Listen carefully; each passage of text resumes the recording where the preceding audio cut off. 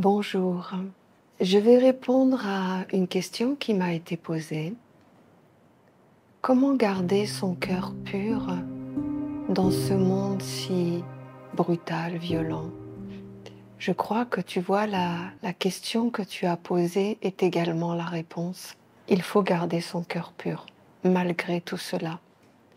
Et vois-tu, ce qui est plus important dans la vie d'un humain sur la terre, ce n'est pas de s'adapter, de comprendre, et même quelque part de vivre avec nos semblables. Parenthèse, bien sûr, quand je veux dire vivre, bien sûr que nous vivons avec nos semblables, mais nous ne sommes pas obligés de se faire éduquer par nos semblables.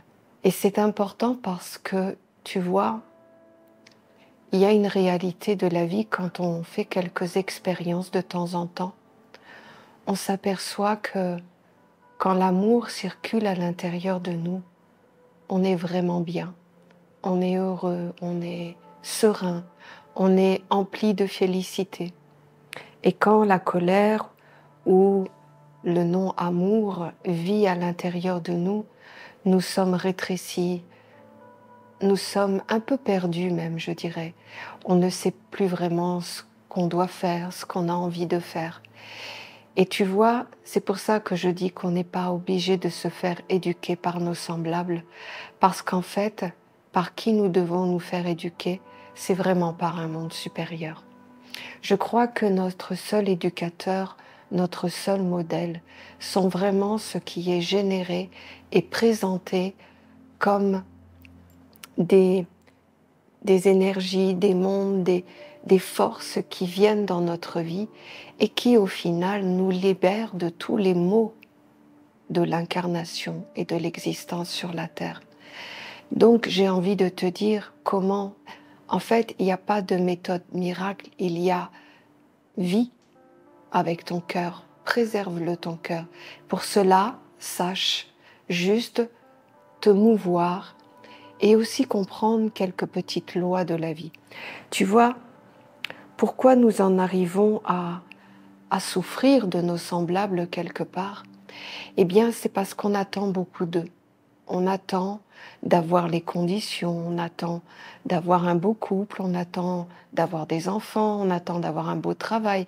Quoi qu'il en soit, on se met beaucoup en action dans la vie, mais dans le fond, il y a un arrière-plan où on attend le résultat de nos actions.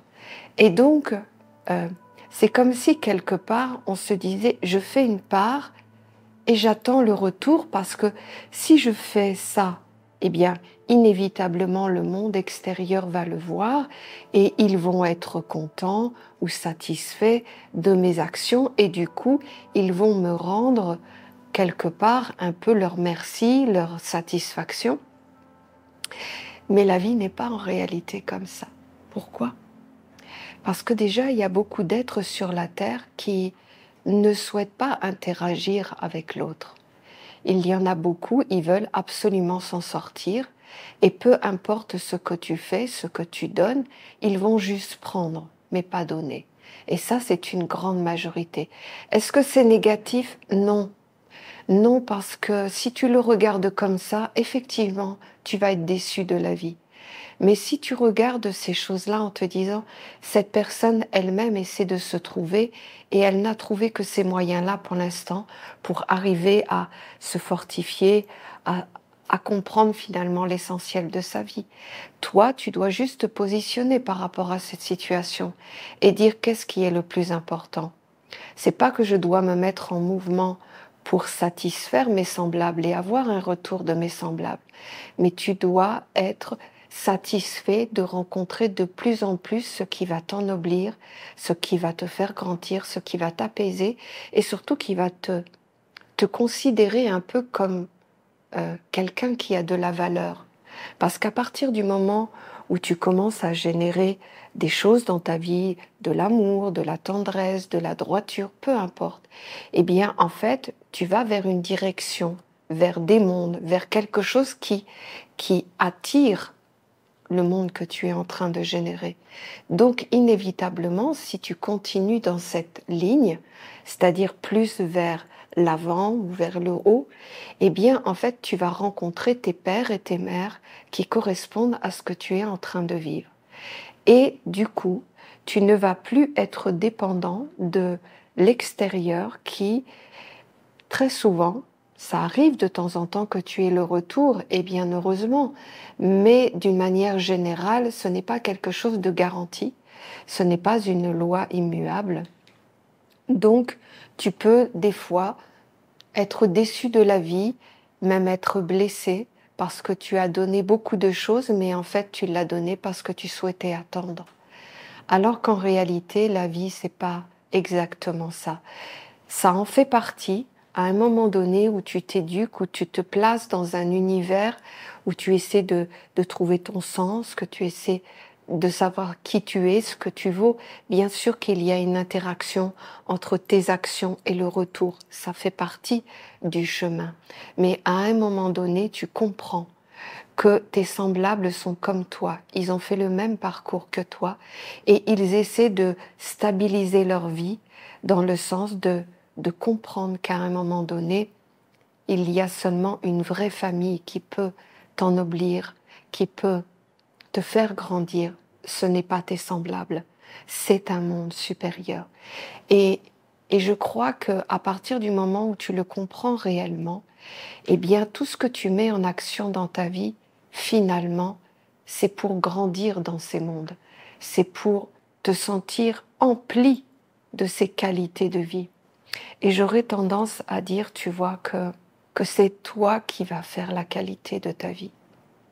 Si tu prends la décision d'aller vers un monde supérieur, non pas encore pour demander, recevoir, mais tout simplement pour leur offrir ta vie, tes sentiments, tes impulsions de vie, tes œuvres, tout ce que tu fais, eh bien, il y a un moment donné, tu vas vraiment sentir cette chose à l'intérieur de toi où tu as retrouvé ton père et ta mère, dans le sens que ils ont le langage, ils ont l'attention, ils ont la vibration de ce que profondément tu cherches à l'intérieur de toi et également ce que ton cœur te demande d'aller chercher. Donc, tu peux garder ton cœur pur et authentique à condition que tu ne te trompes pas d'endroit où tu vas offrir ton cœur. Parce que, bien sûr que les semblables, c'est important de vivre dans l'amour, dans le partage, mais il faut d'abord que tu sois une source. Il faut d'abord que tu sois rempli de toi-même. Il ne faut pas que tu sois dépendant de l'extérieur, parce que ce sera au bon vouloir des êtres, et même, comme je te le dis tout à l'heure, beaucoup d'êtres, et c'est normal, prennent beaucoup. C'est-à-dire que tu peux être une source, un peu comme une banque, qui donne du capital, et beaucoup vont le prendre et le garder pour eux. Et quelque part, si on est très honnête, on est tous passés par là. Quand on était jeune, au départ, en fin de compte, on a cumulé tout vers nous-mêmes, et c'est même le principe même d'un enfant qui s'éduque, il prend tout pour lui. Il n'a pas cette notion du grand partage, de vivre en communauté, de partager les richesses, d'avancer ensemble. Ça fait partie vraiment de ce chemin de construction intérieure où au départ, effectivement, tu te sers là où il y a la lumière, où il y a la beauté, où il y a la grandeur. Mais il ne faut pas que ce soit éternellement comme ça, parce qu'à un moment donné, ce capital, il s'épuise. Parce que prendre de la force, prendre de la richesse, prendre de la beauté, prendre de l'amour à l'extérieur, eh bien, en fait, ces personnes qui génèrent ce genre de choses ne seront pas éperdument dans ton rayon d'action. Pourquoi? Parce que vous n'êtes pas dans les mêmes mondes. Entre toi et ceux qui sont autour de toi, au départ, il y a ce partage, il y a cette recherche du partage en tout cas. Mais il faut savoir que la vie, elle est faite comme ça. Si à un moment donné, toi-même, tu ne peux pas partager avec ton environnement, inévitablement, la vie va te pousser à aller chercher les endroits, les êtres, les lieux, pour que tu puisses expandre ce qui est beau à l'intérieur de toi. Il faut savoir que l'être humain profondément est comme organisé, structuré pour avant tout vivre dans la lumière, chercher la lumière, s'entourer de lumière et manger, digérer et sentir à l'intérieur de soi tout ce que la lumière peut engendrer en sérénité, en beauté, en dynamisme. Donc tu vois, quelque part, si tu t'écoutes toi et que tu as envie vraiment de garder ton cœur pur, et il faut le garder ton cœur pur, eh bien écoute, va vers les lieux, les êtres, en fait les mondes, tout ce qui va te permettre réellement de vivre cela à l'intérieur de toi. J'ai envie de te dire que une source de vie existe à partir du moment où toi-même tu le vis à l'intérieur de toi. Ce que je veux dire à travers ça, c'est qu'en fait tu ne peux pas être une source de vie par procuration. Tu ne peux pas toujours t'alimenter des autres. Tu es réellement obligé de réactiver, de revivifier, de repréparer un terrain à l'intérieur de toi pour que cette source de la vie qui va générer tout ce qui va faire du bien et qui va faire grandir ton cœur, il faut vraiment que tu prennes conscience que la vie définitivement, je le dis, je le répète, je le répète, parce que c'est profondément mon message, je comprends aujourd'hui que la vie que tu vas vivre va être de tes choix, de tes sélections d'environnement, de tes sélections de style de pensée, de style de conversation, de centre d'intérêt dans ta vie. C'est ce qui va faire ta vie de demain. Et tu vois, tu ne peux pas jouer sur les deux tableaux parce que souvent on se dit je vais quand même critiquer les gens, je vais quand même me plaindre de telle situation, je vais quand même montrer mon mécontentement. Je ne dis pas que c'est vrai ou que c'est faux, c'est pas de ça que je parle. Je parle de ce que ça génère à l'intérieur de toi. Et en fait, le plus important, c'est que toi, tu te lèves le matin, que tu sois heureux de vivre, que tu aies envie de partager les vertus de ton cœur, que tu sentes que tu es un avec le tout, que tu peux accueillir des intelligences subtiles, que tu peux faire vivre en toi des vertus, notamment si tu as pris la décision un jour, par exemple au sein de la ronde des archanges, de porter un ange, mais donne-lui toute ta beauté, tout ton cœur, toute ta force, et tu vas avoir le retour qui va te faire grandir.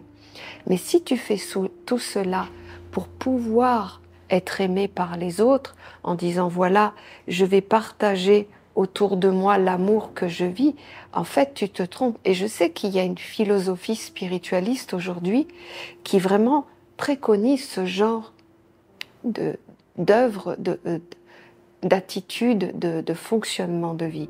Il est dit beaucoup aujourd'hui, génère l'amour et donne-le à tous tes semblables. Oui, c'est bien, mais si tes semblables, ils n'en font rien.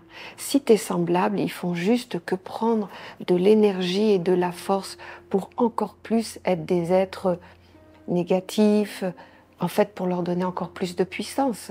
Est-ce que tu crois que c'est juste de faire ça ? Alors qu'en réalité, ton capital, tu pourrais tout simplement le donner à des mondes supérieurs qui, eux, ça fait partie de leur fonction, de le rétribuer quelque part, de le redistribuer aux êtres qui vraiment en ont besoin et qui ont besoin de recevoir à ce moment-là un peu d'amour, un peu de tendresse, un peu de beauté. Plutôt que de dire, voilà, en fait, j'ai juste à générer de l'amour et je le donne tout autour de moi. C'est une belle attitude. C'est clair que vaut mieux faire ça que de ne rien faire. Mais si tu regardes la vie, en réalité, tu verras que cet amour, il va être dilapidé. Parce que les êtres, ils ne sont pas en phase de comprendre que ce qui leur arrive dans la vie, ils doivent le faire grandir, ils doivent le développer et ils doivent le conduire dans leur monde d'origine, c'est-à-dire l'être de l'amour, par exemple.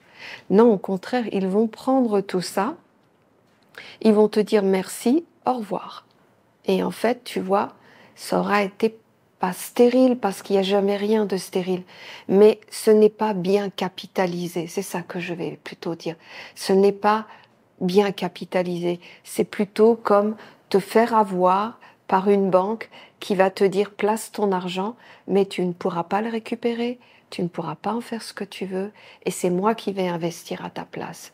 Tu vois, c'est un peu cette image-là que je veux te donner.